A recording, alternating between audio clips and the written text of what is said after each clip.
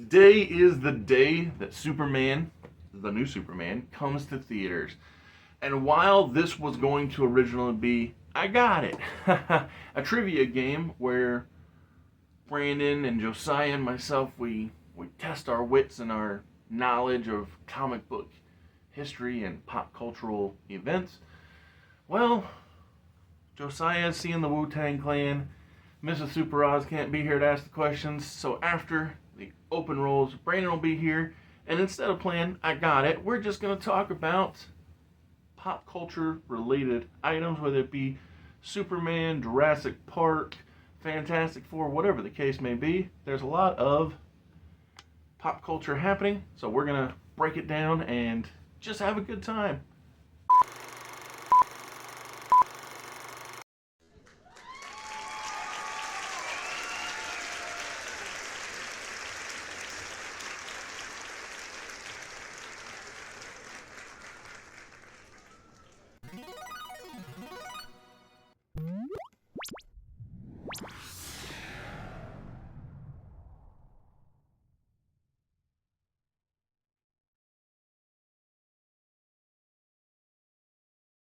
Brandon, thank you for coming. Always.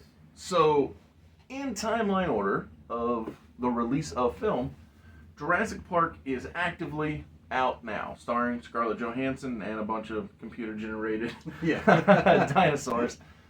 But to me, and I saw this funny meme that said, "We did it. We made the worst Jurassic Park follow-up again."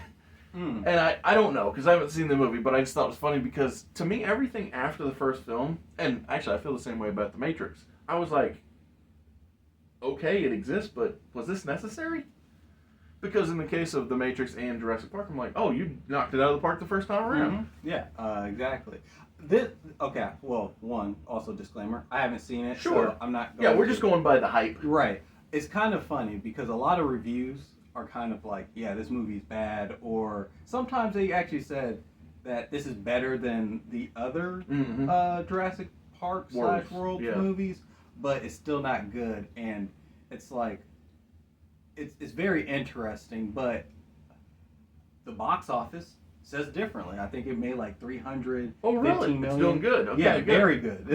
And I was like, whoa, it made that much? I'll say this about the franchise.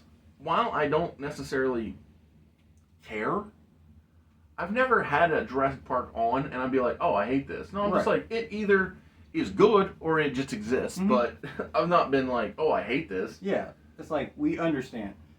I kind of now even put, maybe this is sacrilegious, but almost in the same line of Star Wars. Very first movie, of course, Episode 5 is great. Like, so those two, the first one and Episode 5. Well, I'll say this about Episode 4, which is weird to say, but you know what I mean. The original movie, when it released, not that I was alive, but you know, culturally speaking, when it released, it was a phenomenon. It was a juggernaut. It was a big deal. And so I feel the same way about Jurassic Park when it released, because I was alive for that one. It was a big deal. Yeah. People believed that it was so well done that I was like, oh, this it feels like you could be right there with that T-Rex and whatnot. Yeah, the characters, all of it, were great. Also, animatronics mixed in with computer generated. It's smart when you use all the tools at hand. Yeah, and it's kind of funny because I always think of Jurassic Park as an adventure film that then ventures into almost horror. Oh, especially with the kids. Yes. The kids stuff is really what helps, I think, get the horror elements in there, because they sell it so well, which is funny because oftentimes I'm anti-kid actors, but these ones just did a really good, believable job of making the dinosaurs feel imposing. Yeah. Yeah, and of course you have classic lines like "better hold on to your butts." Oh my goodness, yeah. Neiman, not Neiman. Newman, yeah. Newman.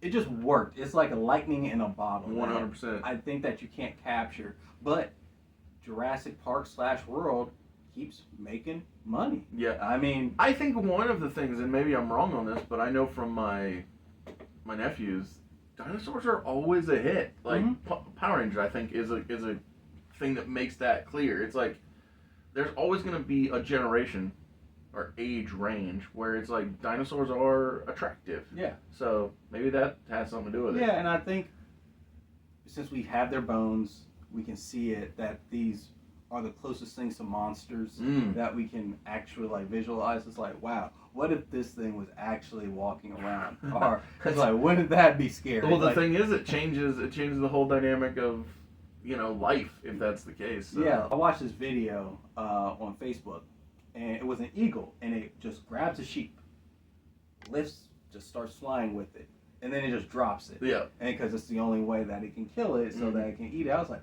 wow. What if a pterodactyl was still alive? Of course, yeah. It just grabbed us and just dropped us. Exactly. That is terrifying. Well, I think you bringing that up is a perfect segue into believing a man can fly. Because I don't know about you, but I've tried my best to avoid in-depth knowledge of James Gunn's Superman. Mm-hmm. But it's inevitable that you'll see something that, whether it be positive or negative, you'll see something on the internet because it's so saturated in the world today. And I saw today that some folks that saw the early screenings really thought that David Cornsweet's Superman felt like, a hero, a person who cared. And of course that to me is a great feeling. Because also today I saw somebody, I'm going to say, standing up for Zack Snyder's interpretation of Superman and how that he was stoic because men today feel rejected and this was all they want is for somebody to look at them the way that Lois looks at Clark or Superman, because this isn't Clark bumbling around trying to get Lois. It's a story for a man, and I'm just like, it was interesting, the dichotomy of what the way people view what was and what is to come. Mm-hmm. I honestly I don't know what to say with that besides that's the great thing about movies or / art is people's interpretations disagree or agree with it. 100%. It's very interesting. So over the 4th of July weekend, I was hanging out with some folks, and they were they're talking about, I watched the channel and I disagree with this opinion or that opinion. Mm-hmm. I was like, good. That's why I've invited you to be on, because I love contrary views. He is very pro Danny DeVito / Tim Burton's Penguin. Penguin. Okay. And I think that there were bad choices made, right? And I was like, hey, come on, we'll talk about it. Like I've made 3, 4, 5 tons of I can make Batman content all day. And the same with Superman. Like, I'm not against somebody liking Henry Cavill. I don't think anybody's ever actually had a problem with Henry Cavill. Correct, yes. As the human goes, I think it's more just the story choices and visual choices made by Zack Snyder in the universe. You're right. So, I guess to Zack Snyder's credit, I think I mentioned this in Man of Steel, it seems like, to me, everything, like the choices for combat or fighting was a response to something. Yeah, a response to Superman Returns. Yes. Because people were like, he didn't do anything. Or enough, yes. Yeah, or enough. And it's like, okay, well, I can fix that. Yeah, exactly. Well, and I'll say this about the little that has been released from the 2025 Superman. It looks so much like things are happening, whether it be catching a building or, fighting in the baseball stadium. So there are a lot of both physical and impressive things happening. Like, I've heard speculation that the Juggernaut helmet-looking guy could be revealed as Ultraman in a different costume, and then Ultraman will most likely be revealed as David Cornsweet anyway, as like a clone that breaks down to be Bizarro. But again, these are all just speculative things, because it'll be another 12 hours before I see the movie after this video releases, so I don't know. These are just guesses that I've heard people say on the internet. But regardless, my point is, even with just a little bit that was shown, it isn't like this movie is lacking in action, that's for sure, because it isn't holding back when it comes to physical feats. Okay. From my perception, I mean. Yeah. Going through and, even having to deal with the repercussions of stopping a war, and I don't know. I'm very, and this is a bad thing, mind you, I'm very optimistic because I feel like the lower my expectations are, the more likely that something will exceed them. Okay. And it unnerves me that I'm so excited for what's to come. Mm-hmm. So I'll use another movie from the recent past as an example. I watched a trailer for The Luckiest Man in America. And I was so excited. I was like, oh, this is going to be great. And then I watched it and I was like, man, it's fine to good. Yeah, it's like, that's the problem. I can't put high expectations on something because then it's most likely going to let me down. Yeah, let you down. Yeah, this is why I'm excited for the movie. It seems like James Gunn always expands upon his ideas that he gained from his previous films and puts in this one. Like, take for example Guardians 1 and Guardians 2, like the camaraderie between the banter. And then he did that with Suicide Squad, but it was more adult. And something that I noticed was, it was just a brief little thing, and it was during the Harley Quinn fight scene. Okay. She grabs the guns, and then she does this, and the camera zooms in on her. And then it quickly reverses to her back shot, and then she's running through the door, and then she's beating up everybody. Yep. And then you look at Guardians 3, and every scene is Adam Warlock. Thank you. Adam Warlock flying. Yeah. And it's all facial and zooming out when he's fighting and stuff. I was like, hey, it looks like he's going to do something with that in the future. And lo and behold, he's doing that with Superman. Yes. You see all the shots of Superman flying, but they're very dynamic. Yes. Well, and have you seen that they were, it's not like these are blue screen, green screen. These are like, I don't know, it just felt like it was more practical. I mean, obviously he's not a man in the sky, but like, what I mean is, it's not like in a studio. And when I saw that they were actually doing shots of him moving in flight, doing flight shots out in the wild, like in that stadium that we had seen, I was like, okay, this is a different approach, which is cool. I think different is smart. Mm-hmm. It's being willing to venture out. I like that. And then, James Gunn's, the way that he writes his characters, they're all pretty different. Mm-hmm. And I think what I can see is that something that Zack Snyder's Superman and Batman v Superman, it seemed like everybody was kind of just one note the whole entire time. Sure. There wasn't much. Well, and in defense of James Gunn, my goodness, he was capable. Now, granted, I think you and I are exceptions to this rule, but broadly speaking, he was capable of making it so people cared about people they never knew or heard of. Yes. And it's safe to assume you've read the Guardians before the movie, correct? Mm-hmm. Yeah, okay. I thought you were with me on that. But my thing is, if you're able to make people care about a talking tree, then you're going to be all right when it comes to one of the most, if not the most, recognized heroic symbols in the history of the world. Mm-hmm. So, and I think a little hope is always good, and it's just, that's what Superman. It's supposed to deliver. Deliver on, right? And I don't know. It's bright. It's colorful. Mm-hmm. People had an issue with the first shot of Superman getting ready. Yeah, he looks like Yamcha, Dragon Ball Z character, just beat up, and the snow, and then Krypto, and people are like, "Oh, that's our Superman, like already beat up and bloody." But it's like there's more to it. Absolutely. Than that. Well, it's like you can't please everybody, because there are people that would also complain that he can't take, that no hit will affect him. So it's like you're gonna get complaints regardless of which way you go about it. So I actually prefer the taking a hit and coming back, as opposed to taking a hit and just brushing it off like it doesn't matter. Mm-hmm. The third in the big three, if you will, of this summer blockbuster conversation, well, it's actually four. A Fantastic Four. And so I feel like this version of Fantastic Four, to me, is the opposite from which, feelings-wise, I have for Superman. My expectations are like in the basement.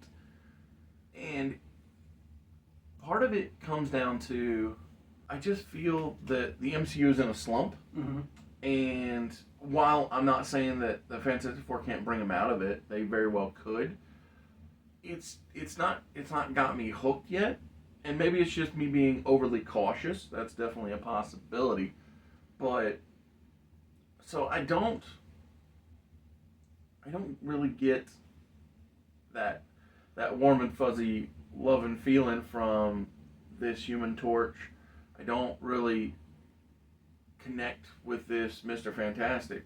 While I do think the Invisible Woman and Thing look and sound good, it really doesn't do any good if only 2/4 of the Fantastic Four are fantastic. It needs to really be an ensemble package deal before that I'm really sold on it. And so I'm nervous, but I'm willing to be, I hope to be proven wrong. Yeah. The thing that's interesting, or my anticipation for this film is very low. Okay. But I didn't know if we were on the same page. Yeah, or not, we're on but the same cool. page. But I think something that's weird about this Fantastic Four movie is it's part of the MCU, but they're clearly in another Dimension. Yep. It's not there. It's not ours that we know. Correct. Because have you seen the end of? I know about it. Thunderbolts. Okay. Yeah. Yeah, Thunderbolts. I know about it. Spoiler alert: if you guys haven't seen Thunderbolts, the post-credit scene shows the Fantastic Four ship landing in our universe. Yes. So the thing that is intriguing me is, did Galactus, if you guys didn't know from the trailer, Galactus is actually in this Fantastic Four movie, and he's not a clown. Too. Yeah, he's not a clown. And that's intriguing to me because it's like, did they fail? I think that there's a good chance they might. Right. There's a good chance they might. And as a matter of fact, I think the villains are one of the things that I find most, they've got my interest in this film. So not only Galactus, but I've seen the rumors and rumblings of Mole Man. Ooh, okay. And if true, now you know how it is. The internet can lie to you all day, so I'm not going to believe anything until I see it. But the Fantastic Four actually have a lot of foes, a lot of known foes. As a matter of fact, one of the things that made me so mad in Black Panther was the death of Ulysses Claw. Because when I think of Ulysses Claw, I don't think about Black Panther. Don't get me wrong. Mm-hmm. It makes sense, but what I think about is the Frightful Four and how Ulysses Claw was a member of that faction, that group. And it bugs me when you kill off characters that I would like to see appear later, especially when I really like the actor who was in the role. My goodness. Yeah. And, you know, that's interesting because a lot of things, I always feel like Marvel either jumped too soon or got rid of characters too soon. 100%. Like, they cast Mahershala Ali as Blade. But clearly, for whatever reason, it just keeps falling apart. Yeah, it keeps falling apart. And I actually love the idea of Wesley Snipes coming back as Blade because of that line from Deadpool and Wolverine where he says, "I'm the only one there is." And he looks in the camera. Like, okay, Marvel. Like, don't you see? And you know, I think it will leave Wesley Snipes' character in a better. No, I agree. Yeah, because you know, of course, people say like Spider-Man or X-Men were like the reasons, but like people now are saying it's like, no, Blade was the first Marvel movie. Well, and the thing that makes Blade stand out to me is because, and I was actually talking to my friend G about this today, his channel, The Brown Baldy, check it out. The reason Blade works, or worked at the time, to stand out from the superhero genre, which is at the time not in a good place. You know, you've got things like Batman and Robin. Yeah, Fantastic Four. Exactly. Back in the 90s. Yeah, so many flops. But the thing that made Blade capable of standing out is that it was a vampire movie. And vampire movies, whether it be The Lost Boys or a plethora, my goodness, Dracula since forever, it made it so that Blade could stand out on its own and not have to outdo, although it did, the known commodities of bad superhero films. Thank you for being here at Mr. Super Oz. This video is going out, and this channel only exists because I, Oz, founded Gamble Comics, which first release was Everlasting Survivors, a 68-page graphic novel called All Day Long, available now. Follow the link in the description that will take you to gamblecomics.com. While there, you can get hats, shirts, posters, much, much more. But most importantly, the story itself. And so it actually, to me, stood out because it was different. Yeah. Like, and that's a good thing. And I think that could be what helps Fantastic Four in 2025 stand out, is the fact that it being a period piece.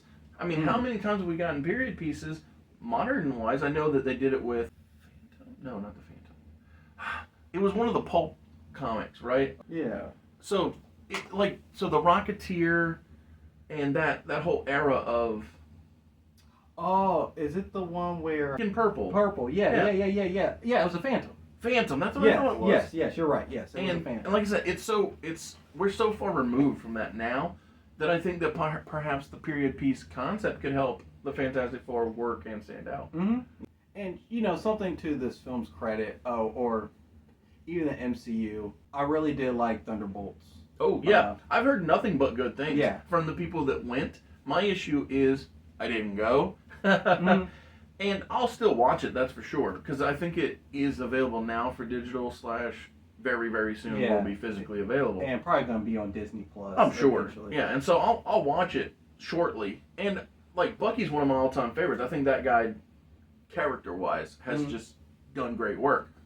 It's so hard for me to choose to go to the theaters. Yeah, and on a side tangent, you guys can give your opinion in the comments section, but do you believe that Disney Plus has kind of I think streaming in general has hurt movie theater going. I think Disney Plus is the greatest damager of going to theaters when it comes to both Star Wars and Marvel, pretty much anything.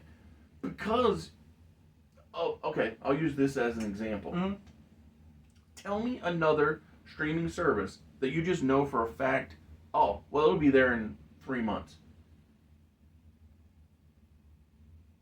Or whatever the exact timeline is. Yeah, that's what hurts Disney is, so let's say, for instance, Disney Plus never existed. Because I don't think it should have. And here's why. Disney is a majority owner in Hulu. So much so that when you subscribe to Disney or Hulu, you can get both in a bundle. Who cares? Disney Plus should have never existed. That way that you don't, it's not like you go to the movies and it says Hulu presents whatever. No, it says Disney made this. Well, if you're not blatantly telling me that, wait a few minutes and it'll be right here in your living room, then perhaps you'd be more likely to go see Leo in theaters instead of saying, it's Disney, it's Pixar, it'll be in my house in no time. Like 3 months, and we can get it for free. Or whatever I'm already paying to get in there, Yeah. And, yes, ultimately I do think... Because HBO Max, for instance, right? I couldn't tell you, and I know that HBO Max or Time Warner, whoever they are, their parent company. I know they make movies, but I couldn't pinpoint and say, this is their thing and it's going to be on their streaming service, right? The only thing that was special was the Batman release early on the stream. Yeah, but that was during COVID. Exactly, that was world shutdown scenario. Right, so it made sense. But even still, they made their money in the theater. And they're not blatantly telling you, Superman's going to be here before it's anywhere else, don't go to the theaters. No, they're pretending like they're two separate entities, which I think is the right way to go. Right, and I think Disney and / Disney Plus has that always going against them. 100%, yeah. Because people are like, it's going to just release on here. I'm just going to wait and see it. Unless if it's a must-see or an event film. That's why Spider-Man will always make its money. Because Spider-Man is... Well, Sony owns Spider-Man. I forgot about that. But what I was going to say is he's one of those things where he's bigger than the production house. And I think Superman and Batman are the same. They're bigger than whoever's producing the movie, whether it be Warner Brothers or whatever you want to call it. Like, there are properties that are bigger than whoever's making the movie. And so I think that's what helps Spider-Man. Yeah. So. I was thinking about this because we're coming up on Avengers, next year? Yes. And I was thinking about the movies that were in the MCU after post-Endgame, and it's like, I think the issue, besides Disney Plus and the TV series, because you got to lump those in there now, they haven't had a steady hit back-to-back. It's always been hit, miss, hit, miss. And perhaps miss. Miss, right. It's okay. Yeah. And then a hit, and then miss. Well, here's an example of I don't know if something's a hit or a miss because Ironheart, for instance, right? Mhm. I have not watched Ironheart, and I've heard both polar opposite perspectives of it should never been made. That's one, and it's the best thing that's been put out. Mhm. But I don't know which one's true. And the problem with Riri Williams is she was never a character I cared about because she was among the Brian Michael Bendis characters that I was just like, it's lazy. He didn't try that hard. Mhm. I'm not even buying this comic. And if I don't care about the character that was created by the writer to take over for a character that people do care about, then it's a struggle for me to even pop on a TV show And watch it. Yeah. that stars that character. Yeah, and that's interesting because, the two that I guess are popular with that Brian Michael Bendis did was Miles Morales, Mhm. correct? Yep. And Riri Williams. Correct. Like those are like the two kind of like most Correct. known. So He did others. he also did. He made a continuity change, a couple of continuity changes in the Superman universe when he came in. Like he unkilled Jor-El and had him take Jonathan Kent out into space to do some timey-wimey stuff that I didn't like. But yeah, there was a period of time when he did good work, and there was a period of time when he did lazy work, in my opinion. If you like him, you like him. But it's just, I felt like his good work was years prior to the recent time. Yeah, because it's kind of funny because Miles Morales in the comic book, I always felt that it just always started off on the wrong foot. Mm-hmm. Same with her though. Yeah, even with her, and like for instance, Miles from the comic books, how it started out was, Peter Parker still died, right? Yep. But it always felt that Miles could have done something because he had the powers at that point, Right. and he just chose not to. It's kind of like he was apathetic towards it. Exactly. But people later on flipped it and understood like, oh no, it's actually Peter Parker saying, "Hey, you need to get out of here, kid." Exactly. The Spider-Verse did right, that, right? exactly. Yeah. And I was like, okay, these little things can fix. Because I haven't seen Ironheart. I was gonna say the TV show from everybody that I've read on the internet that enjoyed it, they completely reworked her origin story so that she's no longer stealing from Tony to do the work, because that's basically what she did in the comics. It's like, Correct. oh, I took his stuff and now I'm a hero. It's like, that's kind of not the right way to begin this journey. And so, yeah, I think that there's a good chance that her show probably does, or did, like the animated film did for Miles, which is figured out what the problem was and tweaked it. There's a good chance. But like I said, my issue was I didn't care to begin with, so I haven't popped in. Yeah, the same thing with Ms. Marvel. Mm-hmm. Yeah, I watched it, but it was like, it's okay. I liked the first 2 episodes, and then after that, I was like, it's okay. Yeah, but you weren't actively following her comic series either. Correct, right? yeah. I didn't even know anything really about her until the Avengers game came out. Gotcha. And I was like, oh, who's this stretchy character that's like, is this another Mr. Fantastic? Exactly. And they're like, no, she's an Inhuman. Inhuman, right? I was like, wait, I thought Inhumans were already in existence because of Black Bolt. And So here's what happened. There was and I think we've already talked about this, but if we have, just say, oh, we already talked about this, but there was a period of time when Marvel didn't have the film rights for Fantastic Four and X-Men, and so they kept pushing those characters to the side and trying to raise up other characters, and so the Inhumans became kind of a de facto mutants in the comic universe, and that's what got her pushed to the forefront, is the fact that she was an Inhuman. And then now that everything's back under that House of Mouse, she's become a mutant now. Oh, which is fine. Got you. Because she was originally introduced as a mutant, and then she was retconned to be an Inhuman because they wanted to keep pushing her. Yeah. And then now she's retconned back to being a mutant. It's kind of like how Pietro and Wanda are Magneto's kids, and then they're not. You're right. And then they are, and then they're not. So okay. It was all just rights issues, Yeah. and now that those are all resolved, now that she's back to being a mutant. Right. Okay. Because in the video game world, Marvel vs. Capcom Infinite fighting game didn't have a lot of or any of the X-Men characters. Correct. And the reason why, because they didn't own the rights, and they were like, yeah, we don't want to. Well, it's the same reason why that instead of putting out Fantastic Four comics, they did Johnny and Thing team up books. It was like, it made me roll my eyes. I'm like, come on, guys, we know what you're doing. Like, just acknowledge they exist. But yeah, I have not yet committed to going to theaters to watch Fantastic Four, and I think it might realistically all just come down to timing in my real world life, and if things aren't busy, because it was a struggle to get tickets for Superman. Two together in a good part of the seating, like.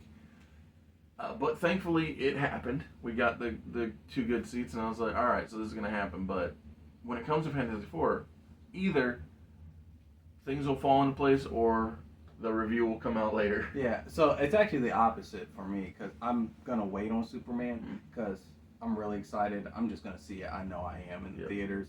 But when Fantastic Four comes out, I'm probably going to see it Saturday morning or Sunday morning. Smart. Just to get out the way to see and then have my own opinion. Because, you know, I'm kind of low on it. Yeah. And it's... I've always wanted them to make a very good Fantastic Four, because we had the 90s, we had the 2000s, which were... They were varying degrees of okay, exactly. Yeah. And then we had... I was shocked that Julian McMahon passed away. Yeah, that was a shocker. Yeah, I was like, oh, man. The few things I've seen him in, he always delivered. Like, I enjoyed his performances in the 2000s films, and then when he was in Runaways, the Marvel, I'm going to call it tween show, he was probably the best actor around, or among the best. And so, yeah, it was surprising that he died so young. Because anytime somebody's, 50-something, I'm just like, oh, man, I thought you would have had a little more time. Yeah. Now, this is a thing that, theory time. Do you think that Robert Downey Jr.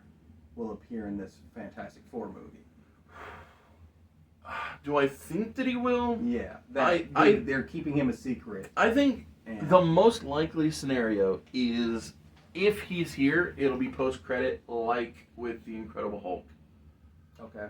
Because it would be a play off of that we're putting a team together concept. And as a matter of fact, I could totally see a world, now it won't be with Thaddeus Ross, or definitely not William Hurt, if Thaddeus Ross, but I could totally see a world where Doctor Doom approaches, not Galactus, but some villain from this film, and says, hey, I'm thinking about putting a team together type thing, just as a nod to what has already happened. Okay.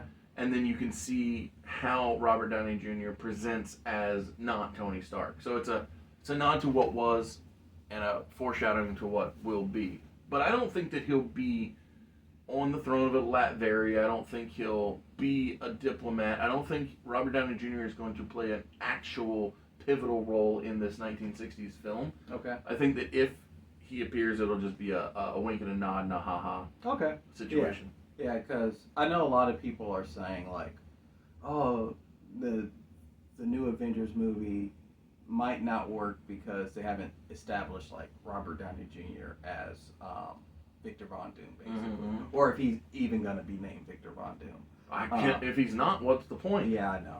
Who knows? Yeah. But, when I'm looking back, I'm like, well, Thanos technically wasn't. You saw him. Correct. Like, and that's why that I think that if Doom will be the new Thanos, then I could totally see him dimension hopping, popping up places he ought not to be, doing things, and people doing things in his name, if you will, even, much like the Thanos storyline played out, where people were, Ronan, for instance, right? Ronan was doing things with both Thanos' blessing and getting on his nerves, too.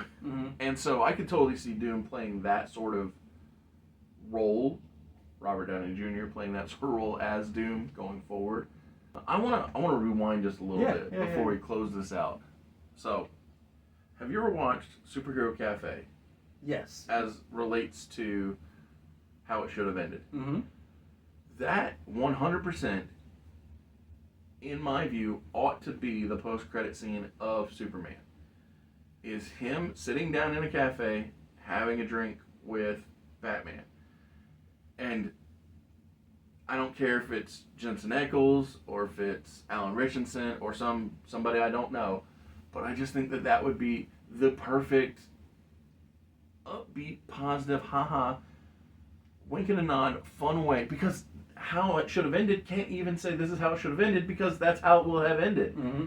And like they already did the costume reveal, right? In that animated universe, you know what I mean? That YouTube show, and I just think it would be so fun. And I don't know, I'm curious as to who will be the Bruce Wayne, the Batman of James Gunn's DC universe. Mm-hmm. And if they know who it is, I think that would be a fun way to do it. Yeah. Now, if they don't know, then it doesn't work. Right. But I just think that would be so fun. Yeah, I mean, I would like to see it. I would honestly like to see a lot of casting, almost like 007, where you don't know who it is until they finally like announce it themselves. Okay. There's no like it's official. This person is now officially Batman. They just show it, and it's like, yeah, this is going to be our Bruce Wayne, and that's it. Yeah. I think sometimes things can get a little bit too fanfare. Oh, sure. Yeah, this would definitely be very playful if it did happen. Mm-hmm. So I could see the appeal of not doing it, but no, I don't know. I find it interesting the summer of 2025 being so broad when it comes to the different versions of what are both here and not yet to come. Okay, so back to Superman real quick. Of course. Who do you think they will set up for the Justice League to fight their first villain? I don't think it's going to be Darkseid. It can't be Darkseid. Yeah. My goodness, not with the way that the Zack Snyder universe went. Okay, so that's a beautiful question, because you know who the Justice League first fought in the comics? Who they first fight? The character that the Suicide Squad fought in James Gunn's movie. Really? Yeah. And so, yeah, if you look up the cover, it's them fighting the big star alien creature. Oh. And so, if I could totally see James Gunn calling back to his own storylines, and because some things are canon and some things aren't canon, I could totally see those coming to Earth again, or still being here and being an argument. But again, if you do that, then it has to be both the Starro aliens and something else. So I think that the best case scenario when you do a Justice League is an Injustice Society, or Injustice Gang, maybe. Probably Injustice Gang would be the better name, especially since they're already having Guy Gardner say we're the Justice Gang and Hawk Girl say no we're not. It's like, well, we're testing it. And so the idea of bringing Lex Luthor, Joker, all the tip tops together to take on all the tip top heroes in a clash of both wits and physical attributes, I think that's the best way to go, because whether you call them the Justice or Injustice Gang or the Legion of Doom, doesn't matter what name you give it, it's still the concept of, and that way you can do both the alien star creatures and the Earth-based normal villains. And so that's the way I would go about it. Okay. Because you could tease it through all of the individual films being done. Oh, this is Superman's equivalent, Lex Luthor. This is Batman's equivalent, Joker. Supergirl's equivalent of whomever, whatever, Wonder Woman, so forth and so on. And that way that when they all come together, it's a big clash. And then, the aliens part as well with the Starro creature. So I think that's a fun way to go, because it's never been done before live action. Right. Okay.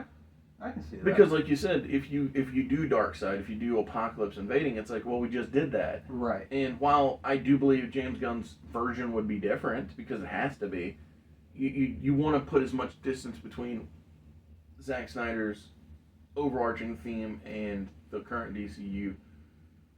That way you can establish what is. So. Okay. All right. Sweet. Yeah. Appreciate you. Thank you, sir.